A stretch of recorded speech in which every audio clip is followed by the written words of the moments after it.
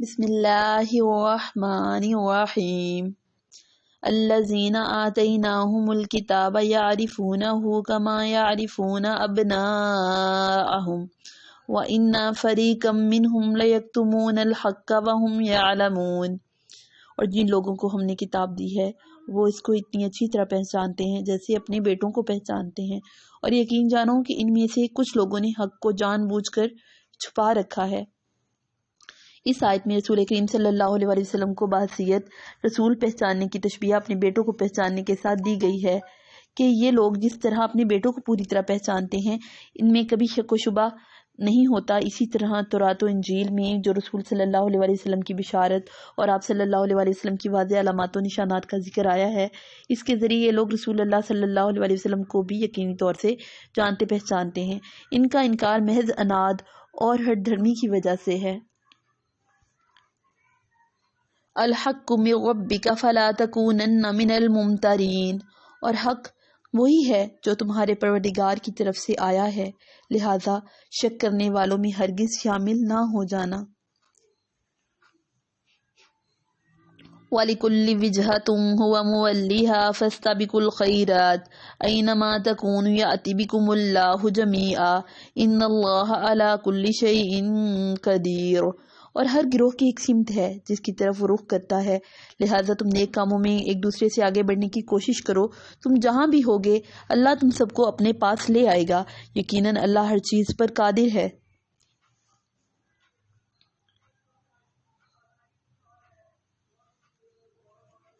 جو لوگ قبلے کی تبدیلی پر اعتراض کر رہے تھے ان پر حجت تمام کرنے کے بعد مسلمانوں کو یہ ہدایت دی جا رہی ہے کہ ہر مذہب کے لوگوں نے اپنے اپنے قبلے الگ بنا رکھے ہیں، اور تمہارے لیے ممکن نہیں ہے کہ اس دنیا میں ان کو کسی ایک قبلے پر جمع کر سکو، لہٰذا اب ان لوگوں سے قبلے کی بحث میں پڑنے کی بجائے تمہیں اپنے کام میں لگ جانا چاہیے، اور وہ یہ ہے کہ اپنے نامہ اعمال میں زیادہ سے زیادہ نیکیوں کا اضافہ کرو اور اس کام میں ایک دوسرے سے سبقت لے جانے کی کوشش کرو۔ آخری انجام یہ ہوگا کہ تمام مذہبوں والوں کو اللہ تعالیٰ اپنے پاس بلائے گا، اور اس وقت ان سب کی ترکی تمام ہو جائے گی اور وہاں سب کا قبلہ ایک ہی ہو جائے گا، کیونکہ سب اللہ کے سامنے کھڑے ہوں گے۔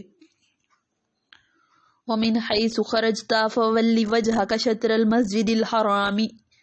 وَإِنَّهُ لَلْحَقُّ مِنْ رَبِّكَ وَمَا اللَّهُ بِغَافِلٍ عَمَّا تَعْمَلُونَ۔ اور تم جہاں سے بھی سفر کے لیے نکلو اپنا منہ نماز کے وقت مسجد حرام کی طرف کرو، اور یقیناً یہی بات ہے جو تمہارے پروردگار کی طرف سے آئی ہے، اور جو کچھ تم کرتے ہو اللہ اس سے بے خبر نہیں ہے۔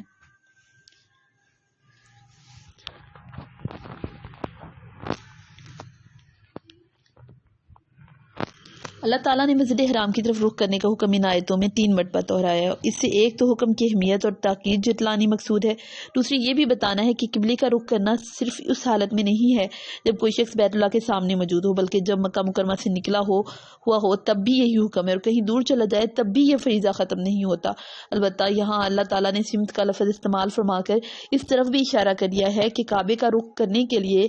یہ ضروری نہیں ہے کہ انسان کعبے کے 100% سیدھ میں ہو، بلکہ اگر سمت وہی ہے تو کعبہ کی طرف رخ کرنے کا حکم پورا ہو جائے گا، اور انسان اس معاملے میں اتنا ہی مکلف ہے کہ اپنے بہترین ذرائع استعمال کر کے قبلہ کی صحیح سمت معلوم کر لے۔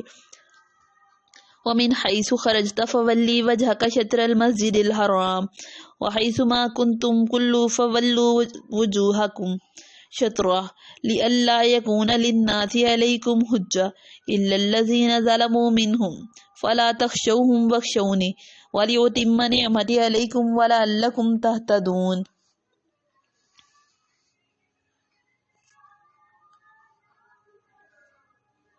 اور جہاں سے بھی تم نکلو اپنا منہ مسجد حرام کی طرف کرو، اور تم جہاں کہیں ہو اپنے چہرے اسی کی طرف رکھو تاکہ لوگوں کو تمہارے خلاف حجت بازی کا موقع نہ ملے۔ البتہ ان میں جو لوگ ظلم کے خوگر ہیں وہ کبھی خاموش نہ ہوں گے، سو ان کا کچھ خوف نہ رکھو، ہاں میرا خوف رکھو، اور تاکہ میں تم پر اپنا انعام مکمل کر دوں اور تاکہ تم ہدایت حاصل کر لو۔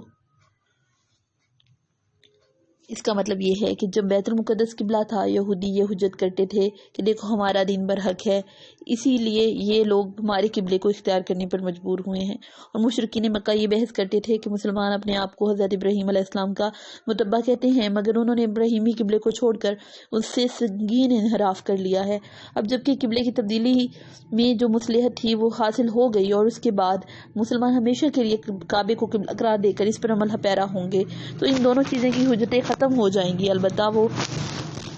کٹ حجت لوگ جنہوں نے اعتراض کرتے رہنے کی قسم ہی کھا رکھی ہے، ان کی زبانیں کوئی نہیں روک سکتا، لیکن مسلمانوں کو ان سے خوف کھانے کی ضرورت نہیں ہے۔ انہیں اللہ کے سوا کسی